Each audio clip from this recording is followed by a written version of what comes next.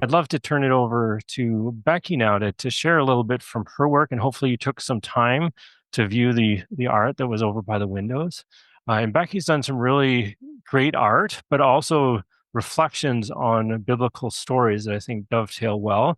And we had the fortune of kind of collaborating on that art and Vespers service and the art exhibit that followed. So maybe you can give just a quick description of how that kind of came together, and then we can hear more about it. Yeah, so I went to school at Martin Luther University College, right? Got my master's there, and then I was doing a certificate program. And Keith and I have been friends through my work at the CRC as well. So I keep on bumping into Keith with many amazing projects that he's working on. And so this particular one, it did just dovetail really well into what he was working on. So it was a certificate program that I was doing at MLUC on disability, community, and faith. And so I was learning all this stuff. And at the end, they had a project. It was totally open. It was a capstone project. You could do whatever you want that really sort of solidified all your learning. But prior to doing this certificate, I've actually worked for some time with the Christian Reformed Church in disability and access. And so when I was in that role, it was hard hearing a lot of stories of um, families not belonging, right? Like over and over and over, I'd hear stories of families going to 6, 7 churches and not having a sense of belonging. And so that was very present in my mind when I was thinking about the project that I wanted to do. And so my first love is art. And so I thought I'm going to start where I love and to create some images.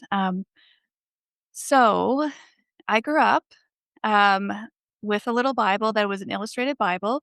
That is really how I learned Bible. And I have all these visual images of the Bible that put all the stories together for me. So I thought I would love to take those stories and revision them because as I was thinking about them, I realized there was probably a lot of challenges with the pictures that I was actually looking at from an early age.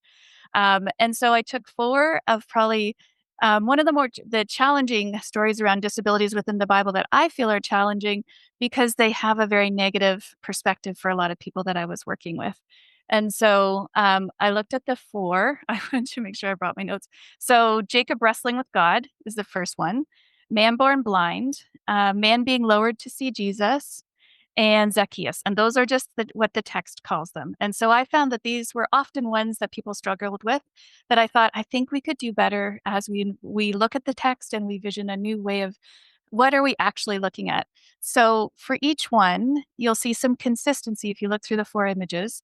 The first is that you'll see on every single one, it says Imago Dei, right? So we are all created in the image of God. And I think often we tend to forget that as a society that everyone is created image of God. So I wanted to have that reminder in every single one that everyone is created in God's image. The other part of the image the other part of this picture in each one of them is a circle, and it's a gold circle, and that really represents the central piece of the story that I wanted to emphasize. So, for instance, when you're let's take the man born blind, right? And so he was really pushed out of the synagogue when he was when he was standing up saying that Jesus had healed him, and so he's sent away from his community for believing that God had healed him and cured him. And so what I wanted to do is bring him back into community. And where was this community? And what I love about this particular story is that Jesus goes and finds him, right? And he becomes part of that community of Jesus with the disciples. They're all coming together. Same with the man lowered down into the house. Again, when we look at the story, a lot of it can be a very challenging story, right? I have one of my friends, for each of these pictures, what I did is I reached out to someone with a lived experience with that disability. And for this particular one, I reached out to my friend Jenna, who is in a wheelchair. And I asked her, what do you think of this story? And she got very frustrated with it.